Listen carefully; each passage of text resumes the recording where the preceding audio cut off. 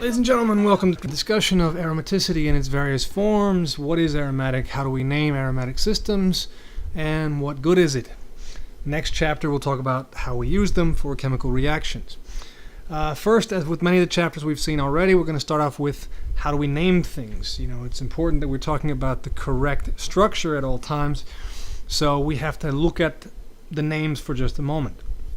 There are a few common base names that are not systematic that we need to know, but because they are common, we have to go through them. One that we learned a long time ago when we first did functional groups back in chapter 4 was benzene. That's the prototype for the aromatic ring systems. We'll talk about what aromatic means in just a moment, but first let's get a few names out of the way. If we have a methyl group hanging off that, well, that then is called toluene. These names predate systematic naming, but some of the others are a little more helpful. Benzaldehyde, of course, implies there's an aldehyde group. Much easier to remember. Benzoic acid, again, implies there's a carboxylic acid group. Fairly easy to remember. Phenol, now, not exactly what we would like to see, but the OL does imply an alcohol. It isn't named with the benz prefix for reasons we'll talk about in the next chapter, but at least we have something to indicate the functional group. And if we have an aromatic ring of this type just as a group, meaning hanging off of another larger molecule, it is called a phenyl group. So those base names will start to describe most of what we're going to deal with, and we'll use them quite often. Rather than starting with a more cumbersome multi-substituted benzene, sometimes we can simplify the name by starting with a common name and then just adding a few smaller pieces to that. We'll talk about examples of that in just a few moments. Now, the most common thing that we're going to see are disubstituted benzenes. And again, because this is an older system, it predates the systematic naming. So we're going to see some non-systematic names to describe that.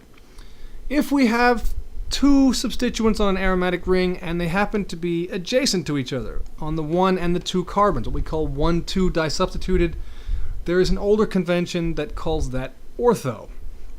Or 1,2, depending on what the substituents are. Either one would be acceptable. You'll see both in the literature. If the substituents are separated by a single carbon, we call that meta, where they are 1,3 disubstituted. And the next example, when they're separated by 2 carbons or in their opposite ends of the benzene ring, we call that para, or more properly the 1,4 disubstituted system. Now, my personal way of remembering this, which has, served me well over the years, is that you can sort of stomp your way around the ring. Your initial point is the start. That's abbreviated ST. Next to that is O. 1 carbon down is M, and 1 carbon away is P. You'll see these quite often in the literature with just the single letter. You won't see the ST, that's mine, but the OMP are sort of, the O, the M, and the P are sort of assumed to mean ortho, meta, and para. They're shorthand that we use to imply the disubstitution pattern. Well, the first question of this chapter is, what is aromatic? And the first thing that might come to mind is, this guy. No. Aromaticity in chemical terms has quite a different meaning than it would be if you were to say that, someone who hasn't showered lately is aromatic. It doesn't have anything to do with aroma. It actually has to do with the unique stability brought about by cyclic resonance. So there are a couple of rules that are going to help us establish that and help us visualize it very quickly. With our prototype benzene, we can see them all, but I'll show you the exceptions to them as we go along. Rule 1, the compound has to be cyclic. Electrons can't flow in a circle if the carbon structure doesn't have a circle in it. So we have to have a ring structure to have aromaticity at all. So something like this fails. Rule 2, the structure has to be fully conjugated. And what we mean by that is that the pi electrons and the p orbitals that actually allow them to transfer back and forth are alignable. That means they have to be able to line up. Now, for something like benzene, that's relatively easy. But what we're looking for mostly when we say fully conjugated is the exceptions, where we have something that's either not sp2, if we're talking about carbon, or doesn't have lone pairs or can otherwise not participate. Now, here's an example of a failure here. Cyclopentadiene, you'll notice, has a CH2 bridge between the 2 pi bonds. Therefore, You cannot resonate past that. There is not cyclic resonance here, even though it's a cyclic system. Number 3, the structure must be planar. It has to be flat. The electrons can't flow around in a circle if we end up bending the structure all over the place. So if we look at something like cyclooctatetraene here, we might think, okay, well, that's cyclic. Reality is there's enough atoms in that structure to allow for flexibility. The conformation looks a little bit more like this. So it is not planar despite the appearance of such in a simple drawing. You have to be kind of careful with that. A good rule of thumb is once you go beyond 7 atoms in the ring, you got a little too much flexibility. And the last one, and this is a big one, an aromatic system has to have a total of 4n plus 2 pi electrons. This is Huckel's rule. Now we can have n be anything we want. N is just an integer. It has no relationship to the structure. Let's do that one again. It has no relationship to the structure. N does not mean anything other than it has to be an integer. Don't try to tie it to structural constraints. Okay. There is an opposite case here called anti-aromatic. Again, what comes to mind? Maybe something like this. Not for right now. What we're looking at here is a very similar layout where some of the conditions are going to be met. An anti-aromatic system still has to be cyclic, it still has to be fully conjugated, and it still has to be planar.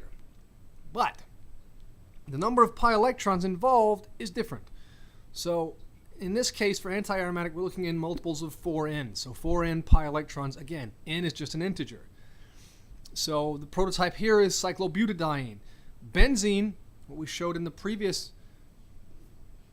previously, is actually remarkably stable. Cyclobutadiene is so unstable it doesn't exist above minus 100 degrees C. It dimerizes, well, it reacts with itself very quickly, so we can't use it for anything. All right, well, let's look at those rules again for what is and what isn't aromatic. If you look at them, it has to be planar, fully conjugated, cyclic, and have 4n plus 2 pi electrons to work with. Is there a suggestion there anywhere that there can only be one ring involved? The answer is no. We can, in fact, have multiple rings that share electrons. It's a big part of aromaticity and both a benefit and a problem that we're going to talk about a little later. So if we take benzene, which you see here, and sort of slap another benzene ring onto the side of it, we end up with a compound known as naphthalene. Now, if you look at this, you'll see it has 5 pi bonds for a total of 10 pi electrons. That would be the 4n plus 2 case where n equals 2.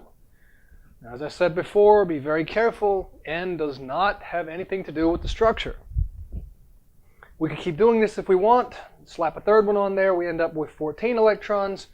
This is anthracene. This is phenanthrene.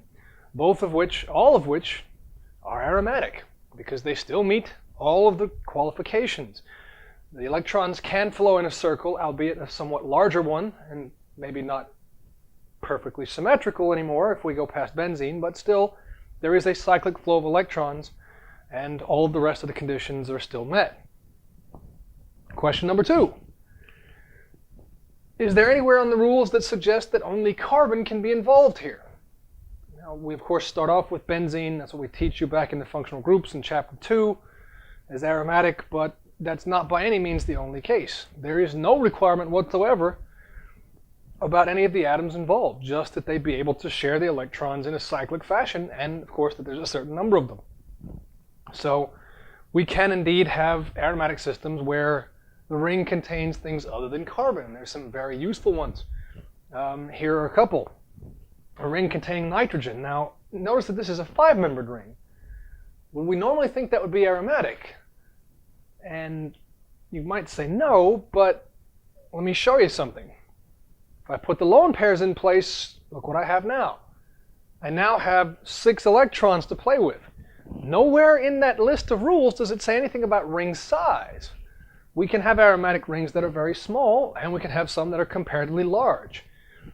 As I said, once you go above 7 atoms, you start to have flexibility issues, but up to that point, we can still get away with it. So we will have aromatic rings that are less than 6 atoms. More to the point, with this particular example, we have aromatic rings that are not all carbon. So this is pyrrole. Its fused brother is called indole. Now this one is a big one because this is the core of the amino acid tryptophan. And of course, after a little bit of biological reactions, this is your serotonin. So you might suggest it better be pretty stable if it's going to be a brain signaling compound. Or at least all the pieces of it better be pretty stable. There are a couple of other versions of that. This is furan, where there's an oxygen instead of a nitrogen. And this is thiophene, where there's a sulfur instead. All of which are still aromatic because they can use the lone pair of electrons as part of the pi system and therefore get to the 4n plus 2. That's our magic number. Okay, question number 3. Is there a suggestion anywhere that the compound has to be neutral for aromaticity to go on?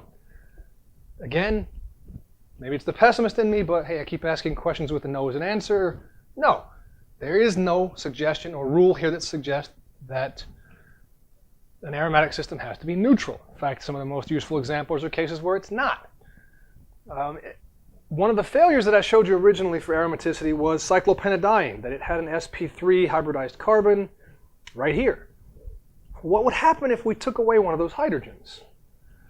We would create an anion here. Well, if I draw that, it looks an awful lot like what we just talked about for the pyrrole and furan and thiophene, where I now have a lone pair of electrons that can participate as part of the aromatic system, the aromatic cloud.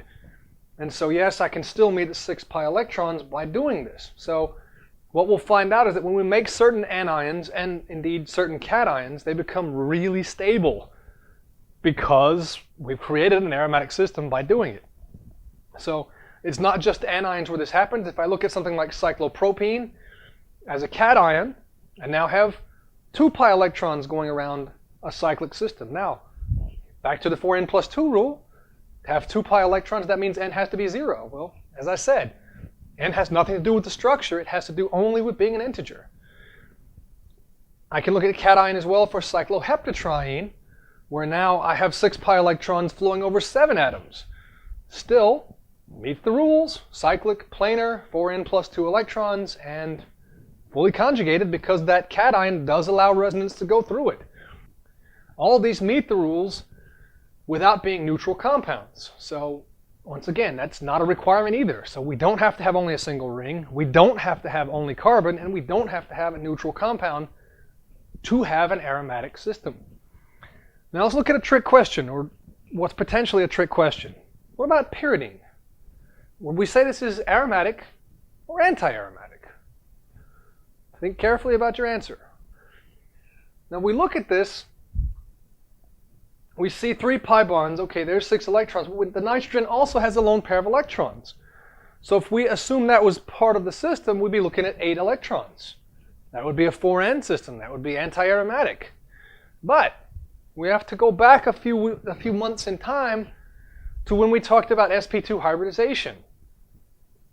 The p orbital that makes up the pi bond for an sp2 hybridized atom, be it carbon or nitrogen in this case, is at 90 degrees from the others. So what that translates to for us here is that for the double bond to nitrogen to actually be a part of cyclic resonance, that lone pair absolutely cannot be in the same plane. It cannot be a part of it because geometrically it has to be 90 degrees out. So it doesn't get to play on the playground with the other 6 boys and girls. Okay, now let's look at some more extended examples here. A little bit tougher, but also a little bit more relevant to the reason that most people take this course. What about this system? Is this aromatic or not? 2 rings, 4 nitrogens, lots of lone pairs, lots of pi bonds. What do you think? Yes? No? Maybe? On a good day? At high tide? When the sun's out? Who knows? Well, actually, we can work it out pretty easily. If we look at the system and say, well, the only lone pair that's going to participate here is one that's on a nitrogen that's not bound to a double bond. That's only this lone pair right here. So if I put that one into play, along with the 4 multiple bonds that are already there, I have a total of 10 electrons. That would be n equals 2 for the 4n plus 2 rule. It does work. And it's a good thing it does. This is adenine. one of the bases of your DNA and RNA. Again, helps for these things to be stable. If they're not, life doesn't hang around for billions of years. Okay, here are the others.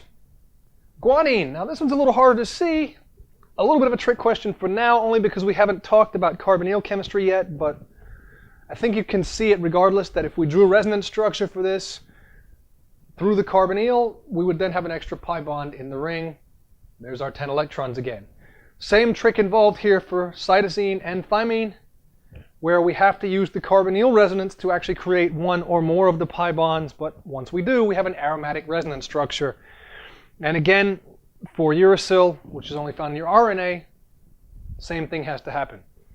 So what I want you to take home from that is just that there is relevance to this in biological systems, there is relevance to this in medicine, there is relevance to this in sciences other than just organic that someone forced you to take and you've resented it ever since. So, thus concludes our discussion of aromaticity. We'll talk next time about aromatic reactions and their consequences.